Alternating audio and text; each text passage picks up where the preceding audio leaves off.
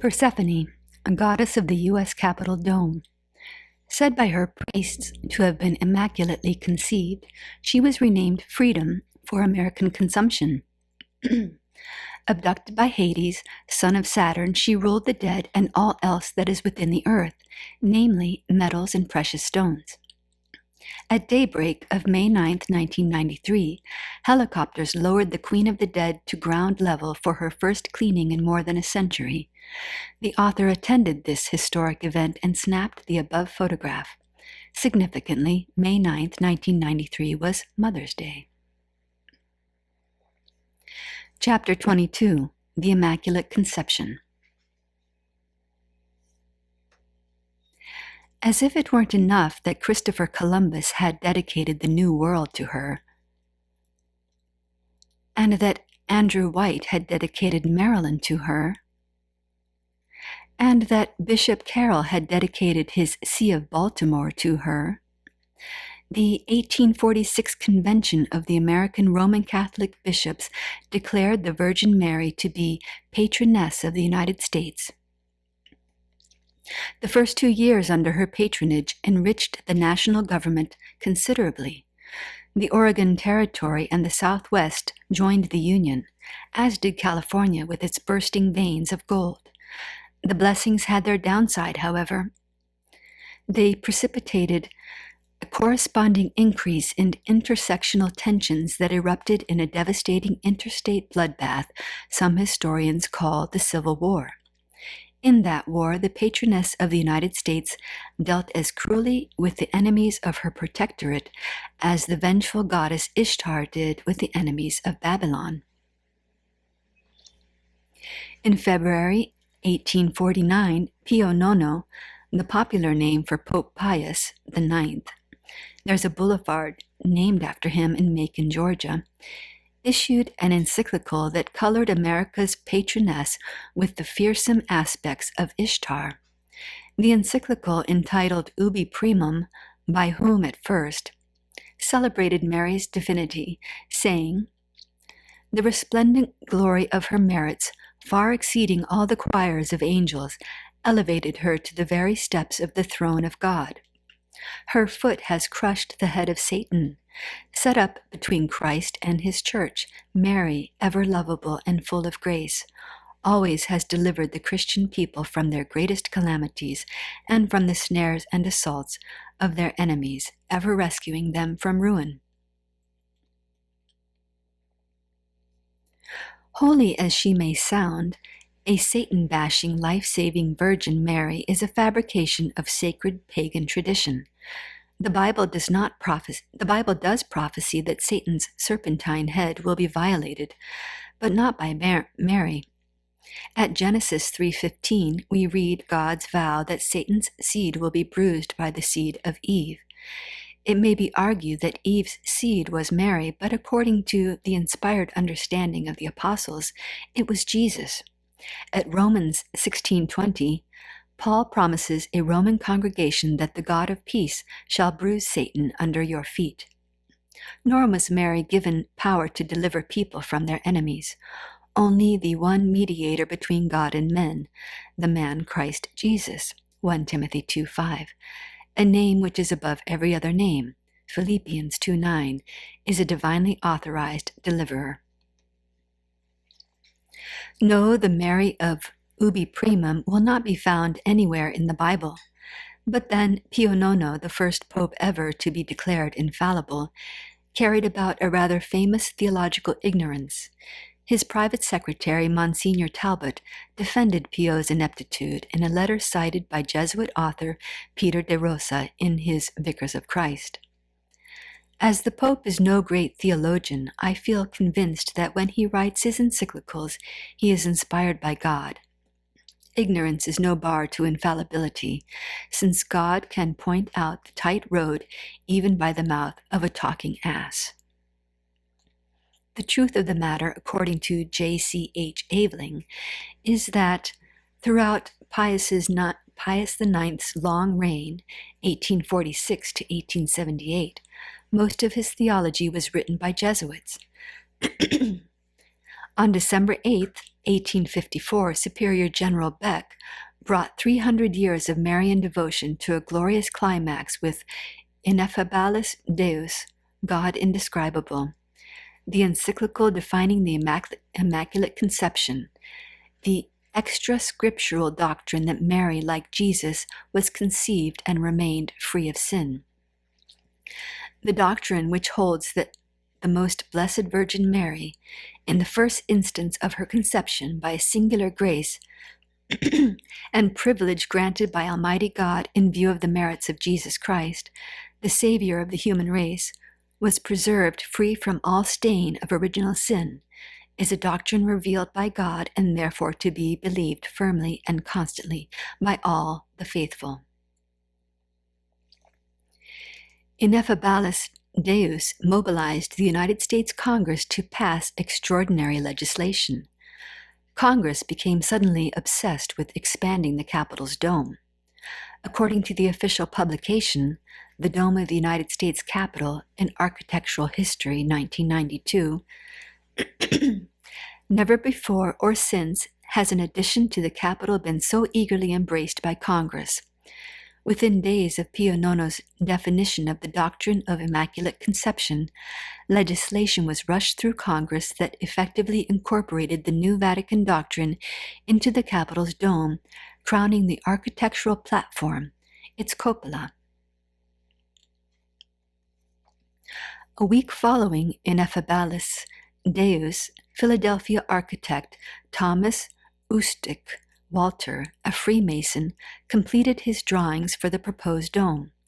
It would be surmounted by a bronze Marian image, which would come to be recognized as the only authorized symbol of American heritage. Her classical name was Persephone, Greco-Roman goddess of the psyche, or soul, and leading deity in the Eleusinian mysteries of ancient Greece. Persephone was abducted by Saturn's son, Hades, and made queen consort of his dominion, the underworld. Persephone was distinguished for her immaculate conception, described by Proclus, head of the Platonic Academy in Athens during the 5th century of Christian era, as her undefiled transcendency in her generations.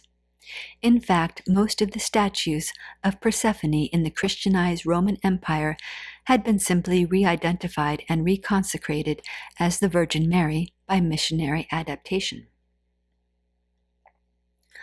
Congress appropriated $3,000 for a statue of Persephone.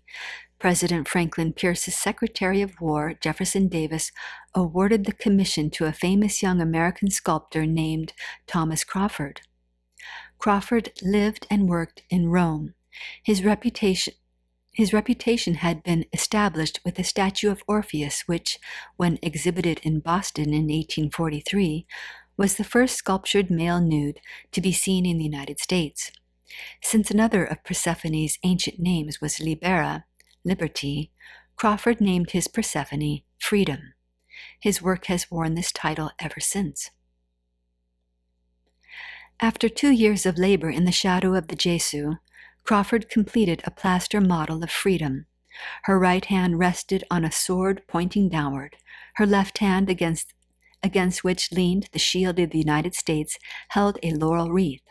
She was crowned with an eagle's head and feathers mounted on a tiara of pentagrams, some inverted, some not. When ultimately cast in bronze, Freedom would reach the height of 19 feet 6 inches, a sum perhaps deliberately calculated to pay homage to the work's final destination, the Beast of Revelation at lot 666, for 19 feet 6 inches works out to 6 plus 6 plus 6 feet, plus with 6 plus 6 plus 6 inches. Freedom would stand upon a 12-foot iron pedestal, also designed by Thomas Crawford. The upper part of the pedestal was a globe ringed with the motto of the Bacchic Gospel, E pluribus unum, while the lower part was flanked with the 12 wreaths, the 12 Caesars, and as many fascia, those bundles of rods wrapped around axe blades symbolizing Roman totalitarianism. Crawford wanted his sculpture to be cast at the Royal Bavarian Foundry in Munich, where Randolph Rogers' great 10-ton bronze doors leading to the Capitol Rotunda were cast, while architect Thomas U. Walter preferred Clark Mills Foundry near Washington. Their transatlantic argument ended abruptly when Crawford died in London on September 10, 1857, of a tumor behind his left eye. In that same year, 1857, the United States Supreme Court handed down the Dred Scott versus Sanford, a decision which most historians agree ignited the great American Civil War. The opinion was written by Roger Brooke Taney, who succeeded John Marshall as Chief Justice. A devout Roman Catholic under the influence of the Jesuits most of his long life, according to Dr. Walsh's American Jesuits, Taney held that Negro slaves and their descendants could never be state citizens, and thus could never have standing in court to sue or be sued. Nor could they ever hope to be United States citizens, since the Constitution did not create such a thing as United States citizenship. Taney's opinion was widely suspected of being part of a plot to prepare the way for a second Supreme Court decision that would prohibit any state from abolishing slavery. American slavery would become a permanent institution. This is exactly what happened, although not quite as everyone supposed it would. First, slavery was abolished by the 13th Amendment, 1865. Then the 14th Amendment, 1868, created a new national citizenship. Unlike state citizenship, which was denied to Negroes, national citizenship was available to anyone as long as they subjected themselves to the jurisdiction of the United States.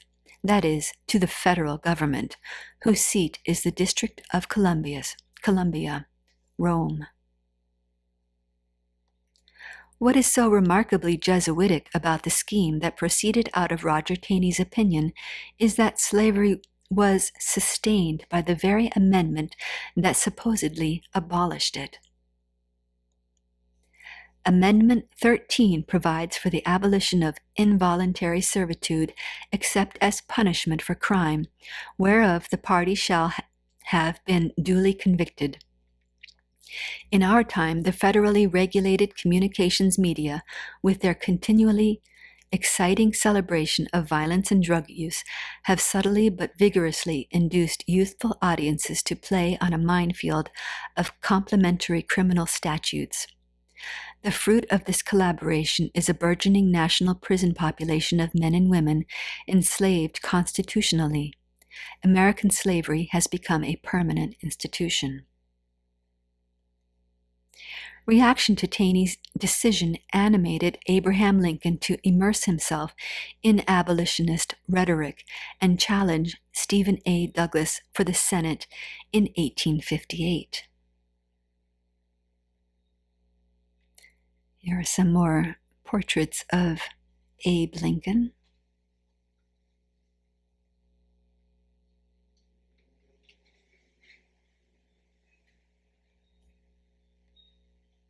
Meanwhile, in Rome, freedom's plaster matrix was packed into 5 huge crates and crammed, with bales of rags and cases of lemons, into the hold of a tired old ship bound for New York, the Emily Taylor.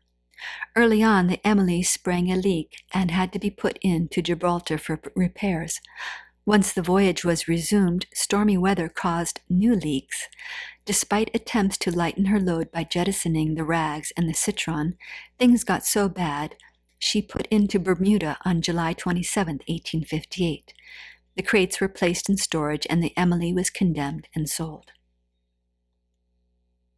In November, Lincoln lost his bid for Douglas's seat in the Senate, and in December, another ship, G.W. Norton, arrived in New York Harbor from Bermuda with some of the statuary crates. By March 30th, 1859, all 5 crates had been delivered to the foundry of Clark Mills on Bladensburg Road, on the outskirts of the District of Columbia, where the process of casting the Immaculate Virgin into bronze and iron was begun. Lincoln opposed Stephen Douglas again in 1860, this time for the presidency, for this time victoriously.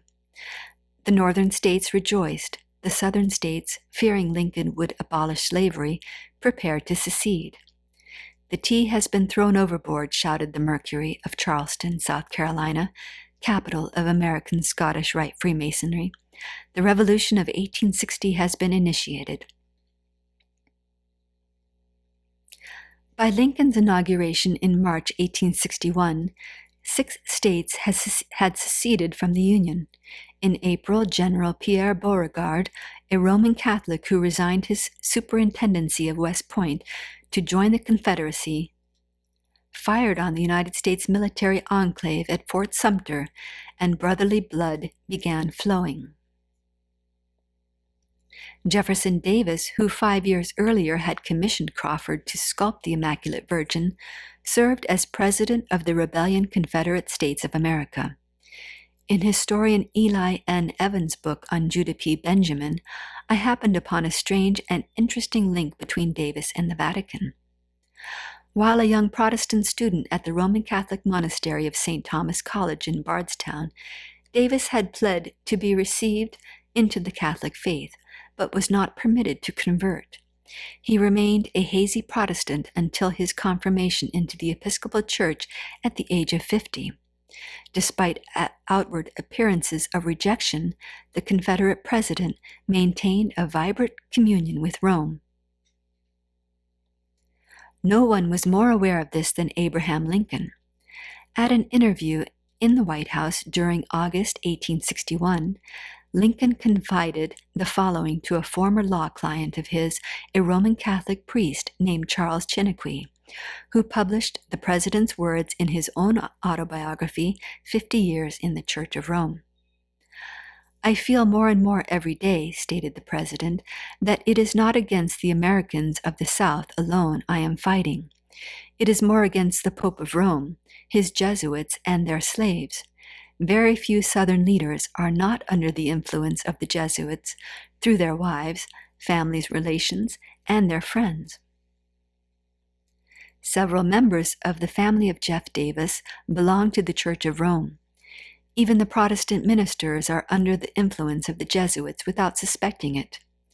To keep her ascendancy in the North, as she does in the South, Rome is doing here what she has done in Mexico and in all South American republics. She is paralyzing by civil war the arms of the soldiers of liberty. She divides our nation in order to weaken, subdue, and rule it.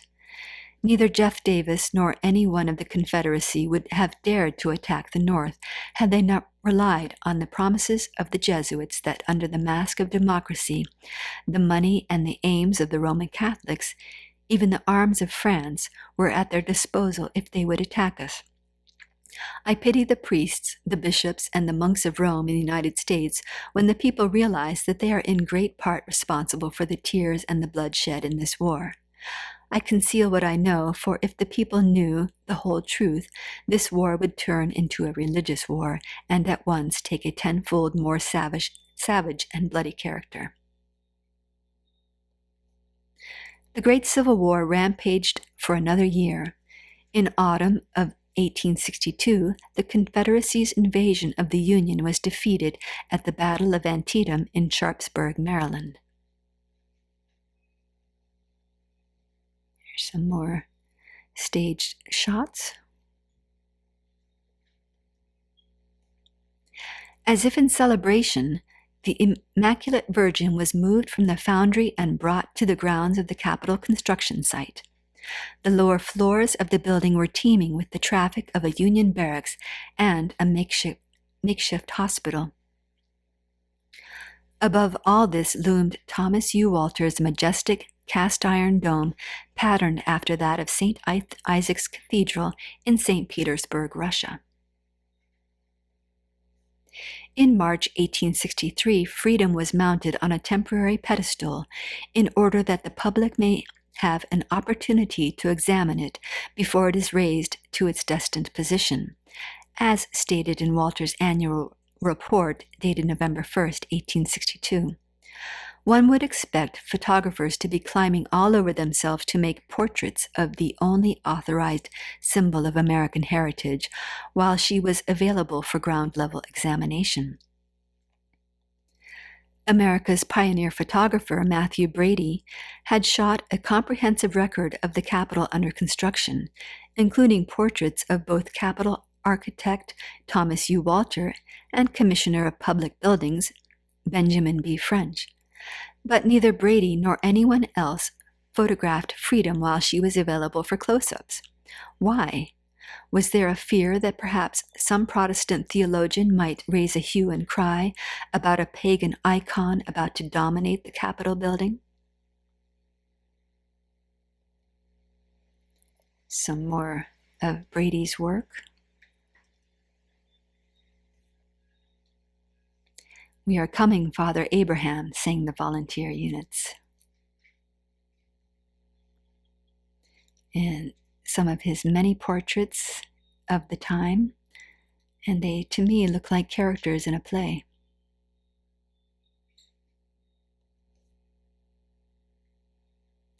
And it almost looks like a reset. Apparently, not too many Protestants ever examined Freedom at ground level. The District of Columbia was still virtually a Roman Catholic enclave. Moreover, the nation in 1863 had been drastically reduced in size. The secession of the southern states had left only 22 northern states, and these 22 were heavily populated by Catholic immigrants from Europe and Ireland. So incredibly large, we recall from Sidney E. Alstrom's Religious History of the American People, was the flow of immigrants that by 1850 Roman Catholics, once a tiny and ignored minority, had become the country's largest religious communion. Thus, Crawford's towering goddess was being examined mostly by Roman Catholic eyes that could not help but see in her the dreadnought Mary described by Pius IX in Ubi Primum, ever lovable and full of grace, set up between Christ and his church, always delivering the Christian people from their greatest calamities and assaults of all their enemies, ever rescuing them from ruin. The war rapidly advanced to conclusion while Freedom held forth on the east grounds of the Capitol. The Union forces under Burnside lost to Lee at Fredericksburg, but Rosecrans defeated the Confederates at Murfreesboro, and Grant took Vicksburg. In summer, Lee's second attempt to invade the North failed, and Chancellorsville and Gettysburg. By fall, Grant won the battles of Chattanooga and Missionary Ridge with Sherman and Thomas. By the end of November 1863, the Union had taken Knoxville, and the Confederacy found its resources exhausted and its cause hopelessly lost. On November 24th, a steam-operated hoisting apparatus lifted the Immaculate Virgin Mother of God's first section to the top of the Capitol dome and secured it. The second section followed the next day. 3 days later, in a driving thunderstorm, the third section was secured. The fourth section was installed on November 31st. At noon on December 2nd, 1863, before an enormous crowd, the Immaculate Virgin's fifth and final section was put into place. The ritual procedure for her installation is preserved in Special Order No. 248 of the War Department. Her head and shoulders rose from the ground. The 300-foot trip took 20 minutes. At the moment the fifth section was affixed, a flag unfurled above it. The unfurling was accompanied by a national salute of 47 gunshots fired into the Washington atmosphere. 35 shots issued from a field battery on Capitol Hill. 12 were discharged from the forts surrounding the city. Reporting the event in the December 10 issue of New York Tribune, an anonymous journalist echoed the qualities that Pius IX had given Mary. During more than 2 years of our struggle, while the national cause seemed weak, she has patiently waited and watched below. Now that victory crowns our advances and the conspirators are being hedged in and vanquished everywhere, and the bonds are being freed, she comes forward, the cynosure of thousands of eyes, her face turned rebukingly toward Virginia and her hand outstretched as if in guarantee of national unity and personal freedom. If Tribune readers felt more nationally united and personally free because freedom was glaring at rebellious Virginia and outstretching her hand to her beloved America, they were deceived. For the goddess faced in precisely the opposite direction. She faced east, as she does to this day, faced east across Maryland to the land of Mary across the Atlantic toward her beloved Rome. In fact, neither hand outstretches in any direction. Both are at rest, one on her sword, the other holding the laurel wreath. And her 47 Jupiterian thunderbolt gunshots? They were a tribute to the Jesuit bishop who had placed the District of Columbia under her protection. For December 2nd, 1863, told the 47th year from John Carroll's last full day alive, December 2nd, 1815. Once the pressures of the installation were over, an exhausted but relieved Capitol architect, Thomas U. Walter, wrote his wife Amanda at their Philadelphia home to say that "Her Ladyship looks placid and beautiful, much better than I expected, and I have had thousands of congratulations on this great event, and a general regret was expressed that you were prevented from witnessing this triumph." Someone else had missed the triumph too, someone who by all the rules of protocol should have been there no matter what. The Commander-in-Chief of the United States Armed Forces, whose War Department had engineered the whole Capitol project from top to bottom, President Abraham Lincoln. At noon on the day the Temple of Federal Legislation was placed under the patronage of Persephone, Freedom, wife of Hades, Queen of the Dead, Immaculate Virgin of Rome, protectress of the Jesuits, protectress of Maryland, and patroness of the United States, the record shows that Lincoln sequestered himself inside the White House, touched with a fever, a telling detail. But the sacred iconography was still not complete. The engineers began now preparing the interior of the dome, its canopy, for a massive painting Congress had approved back in the spring of 1863. This painting would depict George Washington undergoing the secular version of the canonization of Ignatius of Loyola. It contains ever more data useful to our understanding of the character and provenance of American government. We examine this masterpiece in our next chapter. And here we'll go in a little bit more of the Assumption of the Virgin Mary from the Dictionary of Sacred Language by Gaskell. A symbol of the completely purified human soul rising in its perfection through the power of the Spirit to the higher planes of the end of the cycle. As the Immaculate Conception is the foundation of the mysteries, so the Assumption is their crown, for the entire object and end of cosmic evolution is precisely this triumph and apotheosis of the soul. In this mystery is beheld the consummation of the whole scheme of creation, the perfectionment, perpetuation, and glorification of the individual human ego. The grave, that is, the astral and material consciousness, cannot retain the Mother of God.